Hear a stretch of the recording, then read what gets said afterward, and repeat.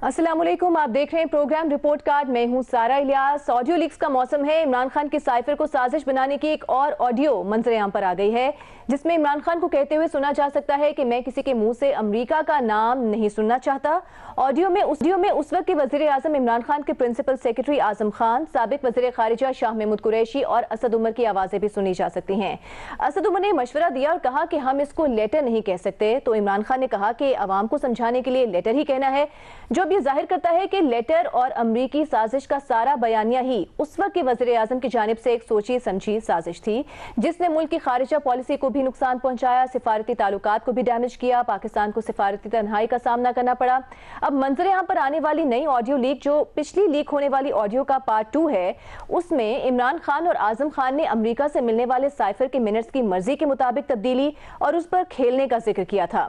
जब साइफर की कहानी भी उनकी हुकूमत के खिलाफ एतमाद को रोक ना सकी, तो उन्होंने अवाम से खिताब में अमेरिका का खुद ही जिक्र कर दिया, इमरान खान साहब ने जिक्र कर दिया। दूसरी जानिब इमरान खान के सिक्योरिटी इदारों से वजीर आजम हाउस से होने वाली लीक ऑडियो से मुतालिक उन्होंने सवाल भी उठाया है।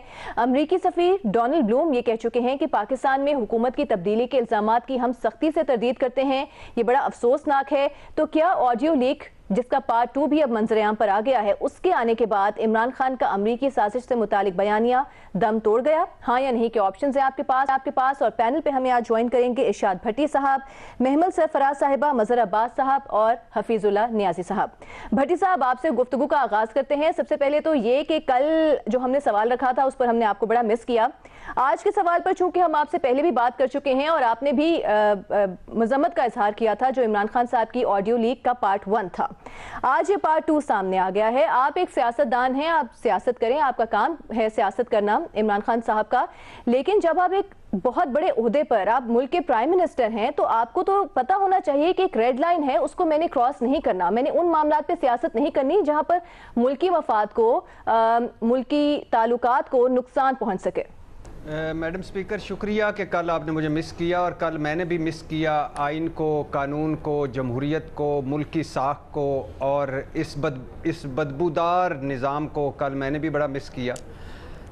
ये अभी मौजू चलेगा। अच्छा। किसी और दिन मैंने क्या मिस किया उस पर बहस कर लेंगे। सवाल का जवाब देने से पहले मैडम स्पीकर, मैं कौम से कहना चाहता हूँ, सैलाब ज़दगान को ना भूलिएगा। और बहुत मुश्किल में हैं करोड़ों लोग, और हुकूमत से कहना चाहता हूँ कि किसान दर बदर फिर रहे हैं, बिजली, डीज़ल, खाद और पता नहीं उनके मसाइल, उनके साथ बैठे हैं। हम ज़री मुल्क हैं और हमारी रीढ़ की हड्डी किसान सड़कों पर हैं, प्लीज़ उनका ख्याल करें। अब आ जाइए इस पे, ये सवाल के जवाब पे। मैडम स्पीकर, 5-6 वीडियोस वज़ीर आज़म ऑफिस और वज़ीर आज़म हाउस से सामने आ चुकी हैं। तमाशा सा लगा हुआ है, जग घनसाई सी हुई है। दुनिया में हम मजाक बन रहे हैं, दुनिया हमारे बारे में क्या क्या सोच रही है और क्या क्या कमेंट्स कर रही है, ये इस पे सोच के दुख होता है।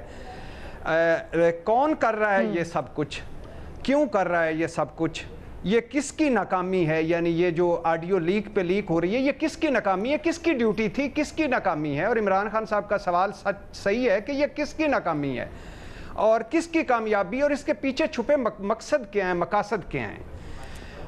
पार्ट 2 पे आ जाएं मैडम स्पीकर के। पार्ट 1 में इमरान खान साहब और आज़म खान साहब थे, और पार्ट 2 में इमरान खान साहब और आज़म खान साहब के साथ असद उमर और शाह महमूद कुरैशी साहब भी शामिल हो गए हैं। बात वही हो रही है जो पार्ट 1 में हुई थी, ज़रा उसको और रिफाइन किया जा रहा है, बस इतना सा फ़र्क है। यानी मरासले को अपनी मर्जी के मुताबिक ढालना और इस पर खेलना, मतलब झूठ और चतर चलाकी की एक नई किस्म मुतारफ करवाई जा रही थी हमारे बड़े जो बैठे हुए थे वो। दुख यहाँ ये भी है मैडम स्पीकर कि मरासले पर मरासले को अपनी मन मर्जी के मुताबिक ढालकर इस पर खेलने का मतलब क्या था, ये शायद चारों नहीं समझ रहे थे। इस पर खेलने का मतलब था मुल्क से खेलना, कौम से खेलना। और इसके अलावा दुख ये भी है मैडम स्पीकर के इस खेल को जहाद का नाम दिया गया, इस खेल को गुलामी से आज़ादी का नाम दिया गया, और अब इस खेल में अपने अलावा सबको गद्दार बना दिया गया। इस खेल में बात को खेल में बात मीर जाफ़र और मीर सादिक तक पहुंचा दी गई। खेल में बात में यहाँ तक पहुंचा दी कि न्यूट्रल गाली बन गए। खेल खेल में नफरत, तकसीम, गालम गलोच और ना जाने क्या क्या हुआ सब के सामने, और क्या क्या हो रहा है ये भी सब के सामने है। मैडम स्पीकर, दुख ये भी है, जो सबसे बड़ा दुख है, जो मैं अभी सोचता हुआ आ रहा था, कि जिनको हम मुल्को कौम के लिए चुनते हैं, जिनके हवाले मुल्को कौम करते हैं और जिनके हाथ में हमारी तकदीरें हैं, वो क्या कर रहे हैं? वो जब इक़्तिदार में आते हैं क्या कर रहे हैं? कहीं हीरे की अंगूठी अरेंज हो रही है, कहीं दामाद के लिए मशीनरी भारत से मंगवाई जा रही है, और दामाद की हाउसिंग सोसाइटी और पता नहीं कहाँ ग्रिड स्टेशन के लिए सिफारिशें हो रही हैं। आप ये बात आपने बड़ा अहम नुक्ता उठाया है। इमरान खान का सालों साल से जो बयानिया चला आ रहा था वो चोरी के खिलाफ, करप्शन के खिलाफ, और फिर आपने हीरे की अंगूठी और ये सारे मामला खुद ही पॉइंट आउट कर दिए। फिर हम देखते हैं कि एंटी अमेरिकन नैरेटिव बड़ा बिकता है हमारे यहाँ पर, उस पर इमरान खान साहब ने, वो उनके अपने अल्फाज खुद हैं कि खेलते हैं इस पर। अब इमरान खान के साथ उनके पास क्या बयानिया रह गया है, वो क्या लेकर जाएंगे अवाम के पास?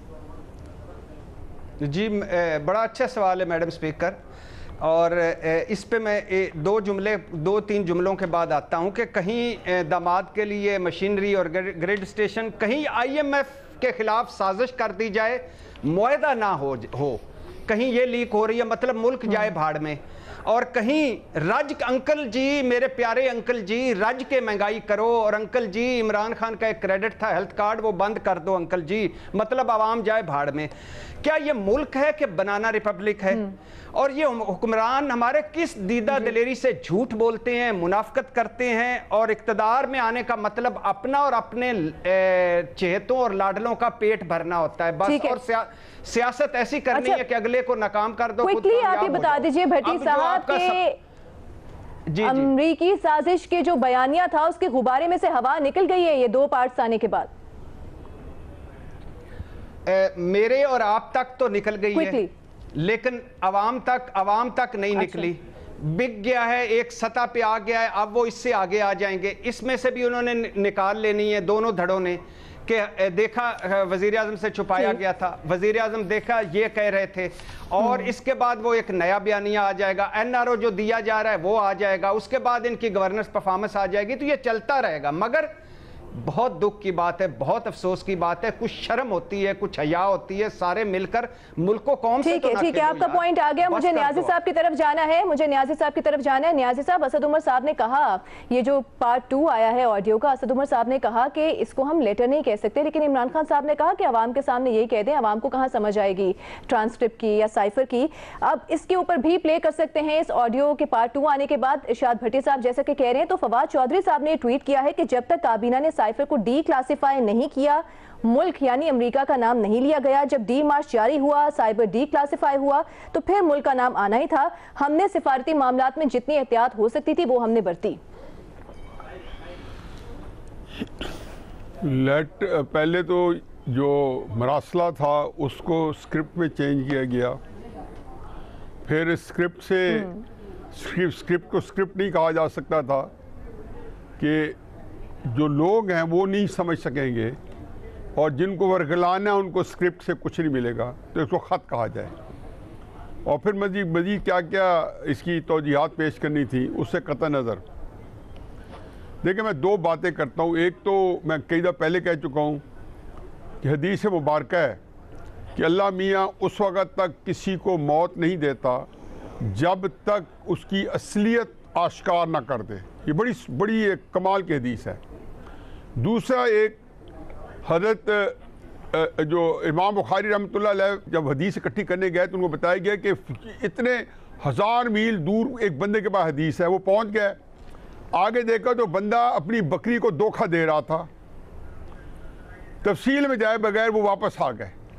उसने कहा जी ये बंदा जिसके बहुत सारे लोगों ने उनको निशानदेही की इनके पास हदीस मुबारक हैं, तो उन्होंने कहा जो जानवर को धोखा दे रहा है वो मेरे साथ कहीं ये ना हो कि मुझे गलत हदीस ना पकड़ा दे। अब बदकिस्मत कौम कि उसका लीडर किनको धोखा दे रहा है, जो उसके ऊपर जान निछावर करने के लिए दिन रात एक कर चुके हैं। किनको धोखा देना चाहते हैं, जो इसके लिए मर मिटने के लिए तैयार हैं। किनको धोखा देना चाहते हैं, जो कहता है वो मान लेते हैं। मुझे तो नहीं दे रहा था, मदर साहब को या भट्टी साहब को या महमल को तो नहीं दे रहा था, उन्हीं को देना था ना, जो बाहर स्याह को सफ़ेद के या सफ़ेद को स्याह वो मानने के लिए तैयार थे। फिर देखेंगे कि अल्लाह ने क्या निज़ाम किया है, किस तरीके से स्कीम बनाई गई। कितनी दफ़ा झूठ बोलो ने कहा जी 7 तारीख को मीटिंग हुई, मीटिंग किसके साथ हुई, वो सफीर जो कि इन्होंने खुद तैनात किया हुआ है, यानी कि इमरान खान साहब के आदमी को डोनाल्ड लू कह रहा है कि जी इसको आप अगर वोट ऑफ नो कॉन्फिडेंस अगर कामयाब हो, जो उस वक्त नहीं आई थी, अगर कामयाब हो गई जी तो ये बड़ी जो है ना कमाल होगा और इमरान खान साहब को हमेशा एक तरह से बाहर निकलना चाहिए। वो 8 या 9 को डिस्कशन में आई, कितने स्टेटमेंट हैं, कल परसों से टीवी दिखा रहे हैं, उससे पहले दिखा चुके हैं असद उमर साहब के, शामिद कुरैशी साहब के और इमरान खान साहब का अपना बयान के मुझे कब पता चला। फिर इसके ऊपर कितने आपने समर शॉट लिए। इसके अंदर वजीर आजम की हैसियत से अमेरिका का नाम ना आए। मैं तो हमेशा कहा है कि जी अमेरिका के हाथ में खेल रहे इमरान खान। मैं तो हमेशा कहता हूँ ISS हो, अलकायदा हो, ये अमेरिका के एसेट्स रहे हैं। बाद में इन लोगों ने अमेरिका के खिलाफ जिहाद की है, तो मैं क्या मानूं कि यही कर रहे हैं या गलत कर रहे हैं।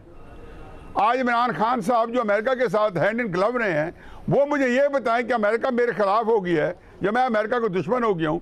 फिर कल अमेरिकन सफीर ने इसी कॉन्टेक्स्ट में जियो को क्या इंटरव्यू दिया आज सुबह, उन्हें कहा है जी कि एब्सोल्युटली नॉट से बड़ा झूठ कोई है ही कोई नहीं। सारा दिन हेडलाइन चल रही है, ये कल ही कहा है। यानी कि एक शख्स ने झूठ बोलने का वो रिकॉर्ड कायम किया है। और किन के साथ बोल रहा है, किन को वर्गला रहा है, जो ऑलरेडी वर्गलाए हुए हैं, जो ऑलरेडी जो इसके ऊपर ईमान लाए हैं, अमेरिका का नाम ना आए। तो फिर उसके बाद 6 महीने तक किसी को इजाजत नहीं दी, बड़ा चीजों को 6 महीने तक एक फिक्र और ले ले, फिर आप सवाल का बयानिया बनाया गया, जी बताएं, जो बयानिया बनाया गया उस पर अभी भी खेल पाएंगे इमरान खान साहब, या आपको लगता है कि अब अवाम बाय नहीं करेंगे, जो इनका सपोर्टर है वो भी बाय नहीं करेगा यह बयानिया? बीबी वो बड़ा मुश्किल है, क्योंकि लोगों ने पोजीशन ली हुई है। अच्छा। बड़े कम लोग हैं कि जो आप देखेंगे कि जो एक होता है, एक कोर आपकी स्पोर्ट होती है, जो कोर स्पोर्ट को हटने के लिए बहुत धचके कचूके लगने पड़ते हैं। अभी तो इमरान खान साहब के खिलाफ आप कोई दिन दहाड़े डकैती पकड़ लें। देखो, जब हमें कहा गया था कि 6 महीने 8 महीने तक इमरान खान साहब के आने के बाद, तो वज़ीर बनने के बाद उनका पॉजिटिव इमेज देना था, आपकी तरफ बाकियों को गालियां देनी थी। अब आप भुगते मैं आपकी तरफ वापस आऊंगी। मजहर साहब की तरफ मुझे जाना है, मजहर साहब को शामिल गुफ्तगू करना है। मजहर साहब, जो मिनट्स थे उस मीटिंग के, अपनी मर्जी के मिनट्स पर अपनी मर्जी का एनालिसिस, उसको खत करार दे देना। चले आप मार्जिन दे भी देते हैं कि आवाम को या उनके फॉलोअर्स को समझ नहीं आनी थी साइफर क्या था, ट्रांसक्रिप्ट क्या थी, खत क्या था, लेकिन आपने अपनी मर्जी के एनालिसिस को खत करार देकर अपनी सियासत के लिए आवाम को गुमराह किया, मुल्की मफाद को दाव पर लगाया। क्या एक लीडर की ये क्वालिटीज होती हैं? देखिए, सारा आपने जो सवाल बुनियादी किया है उसका जवाब मेरा भी नहीं है, और उसकी बड़ी बेसिक सी वजह है। जब तक आप इस मामले को किसी मंतकी अंजाम तक नहीं पहुंचाएंगे, और वो मंतकी अंजाम होता क्या है, मसला ये है कि जब तक आप एक ऐसी तहकीकात नहीं कराएंगे जिस पे बाय एंड लार्ज लोगों को यकीन ना हो कि हाँ इसके नताइज जो है, इसकी फाइंडिंग जो है, ये अगर सामने आती है तो इमरान खान साहब का ये बयानिया ख़त्म हो जाएगा। उस वक्त तक ये बयानिया चलेगा, कमज़ोर ज़रूर होगा सवालात के जवाबात, क्योंकि सवालात उठने लगे हैं ना। अब 2 ऑडियो आई हैं, उस पर कुछ सवालात तो लोग करेंगे आपसे, इमरान खान साहब से, कि भाई ये तो इसको तो एक्सप्लेन करें ये चीज़ें, लेकिन वो ख़त्म इस वक्त तक नहीं होगा जब तक 4 सवालों के जवाब नहीं आएंगे। पहला सवाल, ये ऑडियो बनाई किसने है। दूसरा सवाल, ये ऑडियो चलाई किसने है। और तीसरा सवाल, इस ऑडियो का मकसद क्या है। ये जो ऑडियो लीक्स हो रही है, हमें नहीं पता ना कि आज हम ये बहस कर रहे हैं, कल कोई और ऑडियो, कोई और वीडियो लीक हो जाए। हो सकता है कि अभी इमरान सीरीज चल रही है, उसके बाद मरियम सीरीज चले, उसके बाद शहबाज सीरीज चले, फिर नवाज सीरीज चले, तो हमें नहीं पता अभी तक। लेकिन जो आज की बहस हमारी है वो ये है कि पार्ट 1 और पार्ट 2, अब इसको अगर आप कंबाइन कर लें, पार्ट 1 पार्ट 2, तो एक चीज़ तो इस्टेब्लिश ये हो रही है कि 7 तारीख तक इमरान खान साहब को ये पता था, वो साइफर है, वो लेटर है, वो एक अलग बहस है, लेकिन क्योंकि बेसिक चीज़ ये की थी कि जी वज़ीर आज़म से छुपाया गया, तो कम से कम 7 या 8 तारीख को ये बात इस्टेब्लिश हो गई कि उनसे छुपाया नहीं गया, उनके इल्म में था, इसीलिए तो उन्होंने गुफ्तगू की है अपने लोगों से, इसी हवाले से तो गुफ्तगू की है। हाँ, बाकी जो चीज़ है उससे पहले जो 3 महीने हैं, यानी जनवरी टू मार्च और अक्टूबर टू दिसंबर, यानी ये 6 महीने में क्या डेवलपमेंट्स हुई हैं कि जिसकी बुनियाद पे ये चीज़ बनाई गई। और जब ये चीज़ आई है तो ऐसा लग रहा है कि वो इसे लेटर या उसको पॉलिटिसाइज करने की प्लानिंग कर रहे हैं कि इसे हमें पॉलिटिसाइज किस तरह करना है। और वो मेरा ख्याल है उनकी जगह कोई भी होता, कोई भी वजीर आज़म होता, वो इस सिचुएशन में होता, वो शायद यही करता। और उसकी बड़ी बुनियादी वजह है, अगर 77 का नियाज़ी साहब को याद होगा कि भुट्टो साहब ने लेटर लहराया था ना, एक लेटर को राजा बाजार में उन्होंने लहरा कि ये कहा था ना कि अमरीकी वो क्या था लेटर, उसमें बेसिकली जो टेलीग्राम पकड़ा गया था वो ये था कि द पार्टी इज ओवर। ये अमेरिकन को बताया जा रहा था, यहां से भेजा जा रहा था, वो हाथ आ गया था किसी के। और फिर उन्होंने कौमी असेंबली में जाके खिताब भी किया था कि the party is not over. तो मेरा ख्याल है ये जो सिचुएशन है, इसमें इमरान खान साहब उस वक्त तक ये कोशिश कर रहे थे कि vote of no confidence defeat हो जाए किसी तरह। जब उन्हें 27 तारीख तक ये अंदाजा हो गया कि अब चीजें बिगड़ गई हैं, तो उन्होंने 27 तारीख को आके पब्लिक में ये चीज लहरा दी और उन्होंने बताया कि ये, उस वक्त उन्होंने अमेरिका का भी नाम लिया, उसमें कौम से खिताब में भी स्लिप ऑफ टंग उन्होंने कही क्योंकि उनकी जबान पे आ गया था। लेकिन 27 तारीख को तो फिर वो खुल गए थे। उस वक्त तक वो वजीर आजम थे, उन्होंने क्योंकि उस वक्त उन्हें नजर आ गया था कि अब चीजें खत्म होने जा रही हैं, अब मामलात खराब हो गए हैं। तो लिहाजा American narrative, anti American narrative उन्होंने बेचा, उन्होंने उसको, और वो सक्सेसफुल बेचा।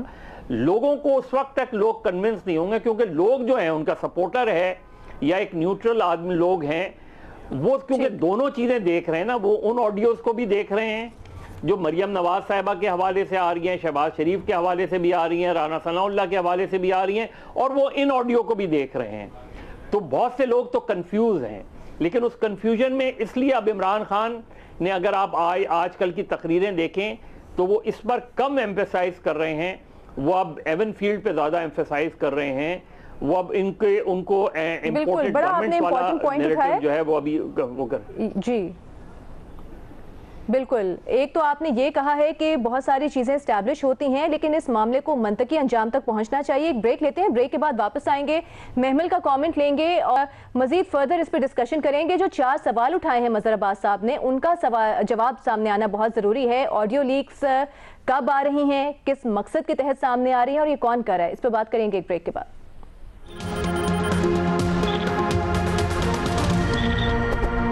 Welcome back to report card. Imran Khan के हवाले से जो आज ऑडियो का पार्ट 2 सामने आया है, जिसमें दीगर साथियों को भी उनके सुना जा सकता है, उस पर हम डिस्कशन कर रहे हैं। ये अमेरिकन की तरफ से, जो एक अमेरिका की तरफ से साइफर था उसके हवाले से ही ऑडियो लीक है। महमल, आप क्या समझती हैं? फवाद चौधरी साहब का ट्वीट भी मैंने ब्रेक पर जाने से पहले आपके सामने रखा था, सबके सामने। वो ये भी कहते हैं कि मरीम नवाज की बरियत से तवज्जो हटाने के लिए अब ये सारा गेम खेला जा रहा है। आप क्या समझती हैं कि एंटी अमेरिकन नैरेटिव पर मजीद प्ले कर पाएंगे इमरान खान साहब और अवाम उसको बाय भी करेंगे इस लीक के बाद? देखिए सारा, मेरा ख्याल है कि जो इन्होंने पूरा एक साजिश का, आलमी साजिश का जो बयानिया बनाया था, वो तो दम तोड़ गया है। बल्कि दम क्या तोड़ा है, एक्चुअली बहुत सारी चीज़ें सामने भी आ गई हैं। हालांकि ये बात कहना कि जी उनके वोटर सपोर्टर जो हैं वो शायद अभी भी बाय कर लें, लेकिन उसका ये मतलब नहीं है कि बयानिया नहीं दम तोड़ा। वोटर सपोर्टर तो 35 पंक्चर भी शायद कुछ उनके वोटर सपोर्टर अभी भी बाय करते हैं। हालांकि इमरान खान साहब ने खुद ही कहा था कि वो एक सियासी बयान था 35 पंक्चर के ऊपर, वो बयानिया तो दम तोड़ गया ना, इसलिए ये बयानिया तो दम तोड़ गया है। बिल्कुल मैं इसमें हाँ का ऑप्शन दूंगी। दूसरी चीज मुझे लगता है कि यहाँ पर बहुत सारी एक फॉल्स इक्विवेलेंस हो रही है कि जो इमरान खान साहब ने अगर एंटी अमेरिकनिज्म के ऊपर प्ले किया तो वो एक सियासत है। नहीं, देखिए ये सियासत नहीं है। उन्होंने एंटी अमेरिकनिज्म पे खाली प्ले नहीं किया, उन्होंने कहा कि ये एक जो उन्होंने लेटर के साथ जिस तरह भी उन्होंने प्ले किया, उन्होंने बयानिया ये बनाया कि हमारी उस वक्त की ऑपोजिशन और आज की जो हुकूमत है, और उसके साथ कुछ हैंडलर्स का भी उन्होंने जिक्र किया, बार बार जिक्र किया, और उन्होंने ये इल्जाम लगाया कि इन्होंने अमेरिका के साथ मिलकर प्लानिंग करके वोट ऑफ नो कॉन्फिडेंस लाए हैं और मेरी हुकूमत निकाली है। ये कहां पर है इस पूरे के पूरे मरासले के अंदर? एनएससी की 2 मीटिंग हुई, एक इनके दौर में, एक इसके बाद। दोनों में ये बताया गया कि ऐसी कोई फॉरेन साजिश या कोई भी इस तरह की चीज नहीं है कि कोई प्लानिंग हुई है। ठीक है, डीजी ISPR की प्रेस कॉन्फ्रेंस होती है, उन्होंने भी इसकी जो है नफी की। फिर आप मुझे ये बताइए कि जो इनके डेप्यूटी स्पीकर की रूलिंग के ऊपर इवन जुडिशरी ने भी इसी चीज की नफी की कि ये बात कहां से साबित होती है कि ये पूरी जो उस वक्त की ऑपोजिशन, आज की जो हुकूमत है, इनके यानी कि अपोनेंट्स हैं, उन्होंने कोई किसी वो साजिश का हिस्सा नहीं थे, ना उन्होंने किसी के साथ प्लानिंग करके और अमेरिका के साथ प्लानिंग करके तो इनको इस तरह से निकाला गया। तो ये फॉल्स इक्विवेलेंस है, क्योंकि उसके बाद इन्होंने अपने अपोनेंट्स के ऊपर जो इल्जामात लगाए हैं वो बड़े डेंजरस हैं, इसलिए उसको सियासत नहीं कह सकते। ये कहते हैं कि अगर आप उनके साथ हक और बातिल की जंग है, मुशरिक होने के फतवे ये दे देते हैं, उसके अलावा जन्नत दोज़ख की बातें करते हैं। मुझे आप बताइए कि ये कौन सी सियासत है कि जिसमें आप दूसरों के ऊपर एक मजहबी नफरत अंगेजी आप फैला रहे हैं, आप उनकी जानें खतरे में डाल रहे हैं। आपने देखा यहाँ पर किस तरीके से जो अटैक्स या जिस तरीके से उनको तंग भी किया गया, लोगों को, इनके अपने लोगों को भी। ये फॉल्स इक्विवेलेंस है। ये कहना कि ये सियासत है, ये सियासत नहीं है, ये प्लेइंग विद फायर है। आप कहें जी न्यूट्रल तो जानवर होता है, जिस तरह भट्टी साहब ने बात की कि न्यूट्रल्स को गाली बना दी गई। आपने इतने ज्यादा इल्जामात ले, क्या सबूत है आपके पास? इस मरासले में कहां पर है कि अमेरिका के कहने के ऊपर जो है वो वोट ऑफ नो कॉन्फिडेंस लाएगा? वोट ऑफ नो कॉन्फिडेंस की बातें तो हम पिछले साल से सुन रहे थे सारा, वो तब से उस वक्त की ऑपोजिशन जो है प्लान बना रही थी, वो हुआ कब है वो एक अलहदा है, लेकिन कहां है इसके अंदर पूरी चीज के अंदर कि वो उसका हिस्सा थी, किसी साजिश का हिस्सा थी? और अगर ये साजिश की तो आप किस तरीके से फिर अब अमेरिकनों को मिल रहे हैं, आपके अपने लोग अमेरिकन को मिल रहे हैं, आप जो है उनके साथ ताल्लुकात ठीक करें।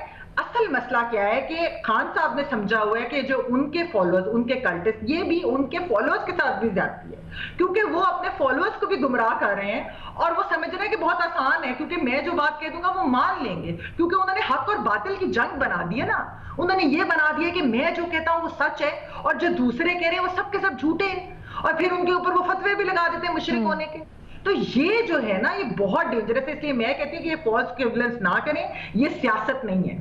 इस तरह की सियासत जो है, इसको सियासत कहना भी गलत है, और ये बहुत बड़ा इस मुल्क के साथ, लोगों के साथ उनको डेफिनेटली मुल्क की मफाद के साथ खेलना सियासत हरगिज नहीं हो सकती। हाँ, अच्छा भट्टी साहब, जिस तरह से इमरान खान साहब ने वोट ऑफ नो कॉन्फिडेंस के बाद ये बयानिया लेकर आए और इदारों के साथ महाजराई बड़े ज़ोरों शोर से जारी है, जलसों में, अवाम के सामने अपने खिताबात में वो इदारों को बड़ी सख्त अल्फाज में तनकीद का निशाना बनाते हैं। उसके बाद उनके ऊपर केसेस की एक भरमार है, उनका भी सामना है उनको। तो आपको लगता है कि इमरान खान इस महाजराई के चक्कर में उनकी सियासत एक बंद गली में जा रही है? आज मैडम स्पीकर, आज वो, जैसे आपको भी पता होगा, सबको ही पता है कि आज वो ज़ेबा साहिबा की अदालत में गए थे और वहाँ उन्होंने बड़ा एक फ़िक्रा बोला कि ज़ेबा साहिबा को बताइएगा कि इमरान खान आया था। तो अब बात ये है, पहला सवाल है, पूरा भी करते भट्टी साहब, माजरत करने। हाँ। जी मैं माफ़ी चाहता हूँ, नहीं थे, माफ़ी मांगने आए थे। माजरत का लफ्ज़ लगाना भूल गया था, मैं इस पे माजरत चाहता हूँ आपसे। अच्छा, पहली बात तो ये है कि 12-13 मरतबा इमरान खान साहब ने तरीके अदम एतमाद के हवाले से मुख्तलिफ बयानात दिए, यानी उनके बयानात रिकॉर्ड पे हैं कि मुझे उस तारीख को पता था, मुझे उस तारीख को पता था, शुक्र है ये तरीके अदम एतमाद लाए, ये फंस गए हैं, मैं खुशी का इजहार कर रहा हूँ, अब ये नहीं निकल सकते, नाकाम होगी, कामयाब होगी। और फिर उसका एंड रिज़ल्ट निकला, वो जो ख़त उन्होंने लहराया। दूसरा, फवाद चौधरी साहब का बयान ऑन रिकॉर्ड है कि हमारी हुकूमत रह जाती, हमारी हुकूमत ना जाती अगर फ़ौज से ताल्लुकात ख़राब ना होते। उसमें अमेरिका कहीं नहीं था। फिर उसके बाद है कि इमरान खान साहब के केसेस, और फवाद चौधरी साहब का मैंने नाम लिया, महमल हल्का सा मुस्कुराई हैं। अच्छा चलो आगे बढ़ते हैं। अच्छा, फिर उसके बाद आगे आ जाएं कि उसके बाद आ गया ये सारा मामला जो है, ये आ गया।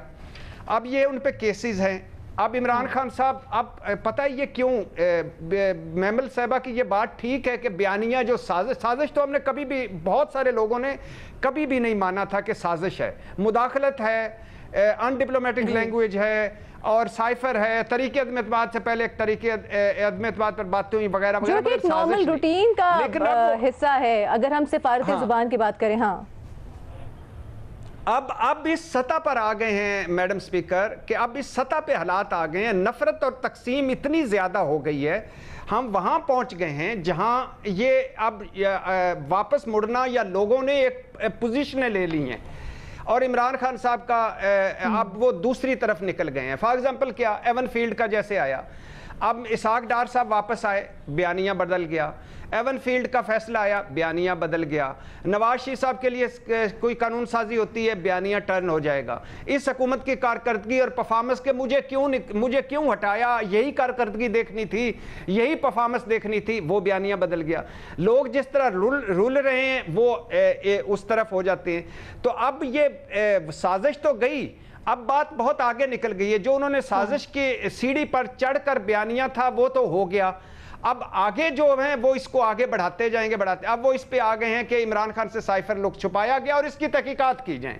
अब इस पे आगे आ जाए कि इस हुकूमत की कारकर्दगी क्या है जिसको लाए, और इस पर आगे आ जाए कि ये केस एनआरओ क्यों दिया जा रहा है, और इस पे आगे आ जाए कि आप समझ रहे हैं कि अभी भी इमरान खान साहब के पास स्पेस बड़ी है सियासत खेलने के लिए, एनआरओ 2 की वो बात कर रहे हैं, बहुत कुछ इस मुल्क में बहुत कुछ बेचने के लिए है और बहुत कुछ बिकेगा। मगर एक बात मैं आखिरी बात करना चाहता हूं कि हम जब इमरान खान साहब की हुकूमत थी तो हम कहते थे कि इमरान खान कहता था मुझसे एनआरओ मांग रहे हैं, तो हम कहते थे इमरान खान साहब आप तो इस पोजीशन में नहीं है कि एनआरओ दे, कौन मांग रहा है, क्यों मांग रहा है। मैं उस पर माजरत चाहता हूं, मैंने एक प्रोग्राम में माजरत की है कि मैं भी ये कहता था, मैं माजरत चाहता हूं। वाकई इमरान खान साहब चाहते उस वक्त तो नैब खत्म हो जाता और एनआरओ ही मिल जाता। इमरान खान साहब ठीक कह रहे थे कि ये वाकई सारे एनआरओ की तलाश में थे। ब्रेक पे जाना है हमें, लेकिन पहली ब्रेक पे जाने से पहले सिर्फ मैं सारा एक चीज कहना चाहूंगी कि अगर केस के मेरिट के ऊपर फैसला होता है और वो केसेस एक्चुअली बनाए जाते हैं किसी को लाने के लिए, उसके बेनिफिशियरी इमरान खान साहब होते हैं, वो केसेस जिस तरीके से बनाए जाते हैं जिनके अंदर कुछ नहीं होता कानूनी तौर के ऊपर, तो अगर वो केसेस मेरिट के ऊपर खत्म हो जाते तो वो एनआरओ कैसे हुआ। तो ये भी हमें जरा थोड़ा सा मेरे ख्याल में हमें भी इस चीज के ऊपर चलिए ठीक है, इस पे बात करते हैं, डेफिनेटली इस पे बात करते हैं, वेरी इंपॉर्टेंट पॉइंट, इस पे बात करेंगे। और जो मज़हर साहब ने सवालात उठाए थे ऑडियो लीक से हवाले से, उस पर न्याजी साहब को कमेंट लेंगे एक ब्रेक के बाद। Welcome back to report card. Imran Khan के हवाले से ऑडियो लीक का जो पार्ट 2 है उस पर बात हो रही है। न्याजी साहब, अब से कुछ देर पहले मज़हर साहब ने कहा था इस बात पर भी बहस होनी चाहिए, एक तो इंक्वायरी लाजमी होनी चाहिए, मामला मंतकी अंजाम तक पहुंचे, लेकिन ये ऑडियो लीक्स कौन कर रहा है, किस वक्त कर रहा है, उसकी अहमियत और उसके मकासद क्या हो सकते हैं, तो आपको क्या समझ आता है? देखिए जी, मेरे नज़दीक तो सबसे इम्पोर्टेंट ये बात है कि जब ऑडियो लीक्स आती हैं तो उनको डिनाई किया जाता है या नहीं किया जाता। ज़ाहिर है उसकी भी अपनी मेरिट है कि इंक्वायरी भी हो और इंक्वायरी के ऊपर ये भी बताएं कि कौन कहाँ पहुँचना चाहता है, ये रियासत पाकिस्तान के ख़िलाफ़ है, आया ये जमहूरियत के ख़िलाफ़ कोई साजिश है। बिल्कुल मज़हर साहब का बड़ा एक रेलिवेंट क्वेश्चन है। मैं पहले 2-3 बातें छोटी छोटी कर लूँ। पहले तो ये है कि back to back tales of 2 secretaries, एक का नाम है डॉक्टर तौकीर शाह साहब और एक का नाम है आज़म खान साहब, दोनों प्रिंसिपल सेक्रेटरी हैं। एक में कहा जाता है कि आप ये मरियम बीबी ने कहा है कि राहील मुनीर साहब के आधी मशीन आती है, कुछ वसीला निकालें, तो सेक्रेटरी कहते हैं जी कि ये हम नहीं कर सकते। शबाशी साहब कहते हैं मैं समझा दूंगा। वो क्या कहते हैं मुझे उससे अभी मतलब नहीं है। डॉक्टर तौकीर शाह साहब क्या कहते हैं कि सर ये नहीं हो सकता, ये मुमकिन नहीं है। दूसरा सेक्रेटरी क्या कहता है, वो कहते हैं मेरे पे छोड़ दें। इसका तजिया तो मैंने लिखना है, यानी कि कौमी डॉक्यूमेंट, नेशनल डॉक्यूमेंट के साथ एक सरकारी मुलाजिम, टॉप का सरकारी मुलाजिम, सरकारी मुलाजिम वो प्ले कर रहे हैं। यकीन आने के 2 दिन में 2 डिफरेंट चेहरे मिले हैं। मैं कोई ज़्यादा डॉक्टर तौकीर शाह साहब का मुतक़िद नहीं हूँ, लेकिन मैं हकीकत यह है कि उनकी जो कन्वर्सेशन है उससे उनकी इज़्ज़त मेरे नज़दीक कई गुना बढ़ गई है। आज़म साहब के करतूत मैं बहुत ज़्यादा जानता हूँ, सलीम साहब मुझसे ज़्यादा जानते हैं, उनको मारे गोली, हर एक अपने करैक्टर है, लेकिन उन्होंने जो ये सिफलापन किया है पाकिस्तान की दस्तावेज़ात के साथ, मेरा ख्याल है कि कानून से बच भी जाए, तारीख ने उनको माफ़ नहीं करना। फिर ये जो बयानिया, देखिए मेरी एक बात सुने बड़े गौर से, ये बयानिया है, ये बयानिया इमरान खान साहब का जो पहला बयानिया, जिसमें पहला मरहला कहता हूँ, जिसमें उन्होंने ये साइफर या मरासला या ख़त या जो भी इसको नाम या स्क्रिप्ट ये लहराया, तो इससे उन्होंने इलेक्शन चाहिए थे। ये बयानिया उन्होंने चलाया है 25 मई तक, और 25 मई को इसी बयानिया के ऊपर ही वो लोगों को उकसाते रहे। इसके मुख्तलिफ जेते फाइनली आगे नाम भी बता दिया, क्योंकि उनको पता चला कि इस बयानिया में उनके लिए ख़ास क्राउड के अंदर एक इर्ताश आ जाता है, एक जोश जज्बा आ जाता है, तो चलाया। 25 मई को उस बयानिया से वो खातर खा फ़ायदे नहीं उठा सके। उन्होंने एक ही कहा था कि मैं इस्लामाबाद आऊँगा 30 लाख बंदे लेके, यहाँ से उस वक्त तक नहीं उठूंगा जब तक इलेक्शन ना लूँ। जाहिर है नहीं मिले, इसका मैं नाकाम हो गया। अब जो आपकी बात है कि बयानिया जो है वो तो बाजार कागजों में नाकाम हो गया, लेकिन जिन बंदों को उन्होंने उकसाया था या जिन बंदों को उभारा था, वो बंदे आज भी उनमें से मेजॉरिटी इंटैक्ट है, लेकिन बयानिया वो नाकार हो चुका। चुनाचे उनको फिर दरमियान में महंगाई का और पंजाब की जिंदगी इलेक्शन में किया, और तीसरा बयानिया उन्होंने अब तीसरा बयानिया मैं पिछले 3-4 हफ्ते से कह रहा हूँ कि तीसरा बयानिया उनके अपने केसेस है। यकीन आने के इलेक्शन कमीशन का जब रिजल्ट आ रहा था ममनूआ पार्टी फंडिंग केस से, उससे 4-5-7 दिन 8 दिन पहले देख लें इमरान खान साहब ने पेतरा बदला।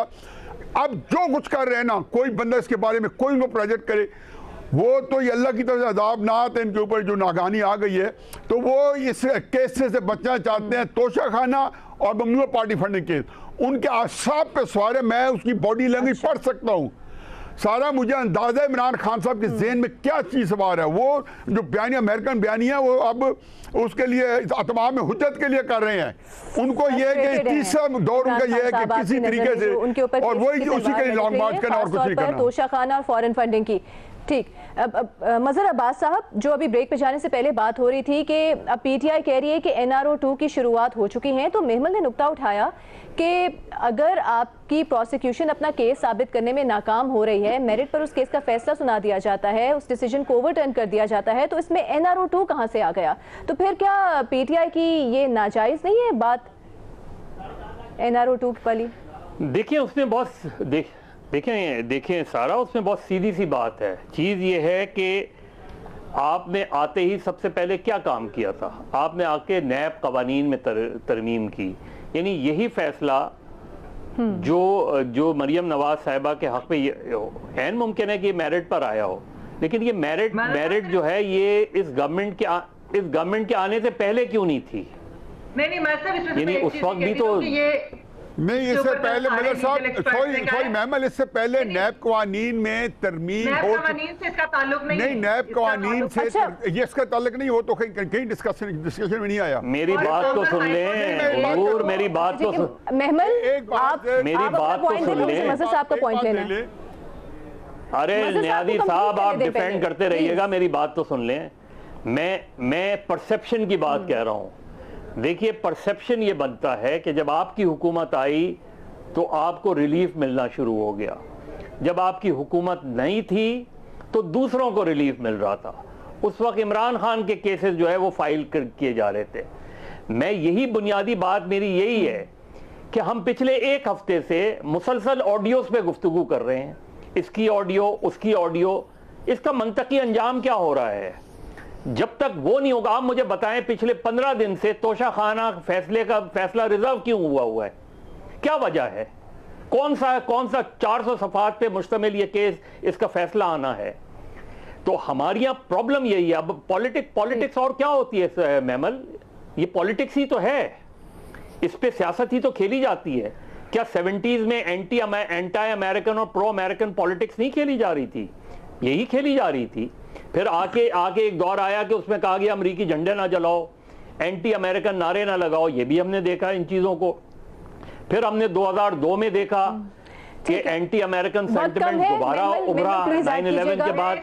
तो असल चीज ये है कि जब तक मुझे ये नहीं पता चलेगा कि उस ऑडियो लीक का अल्टीमेट नतीजा क्या है, गवर्नमेंट क्या कर रही है, इंक्वायरी ऑर्डर कर रही है, मुकदमा बना रही है या अपना दिफा कर रही है, जब तक ये चीजें नहीं होंगी हम बहस करते रहें, हम अपना एक तज्जिया करते रहें, लेकिन क्या उस पे पाकिस्तान की सियासत पर कोई असरात आएंगे?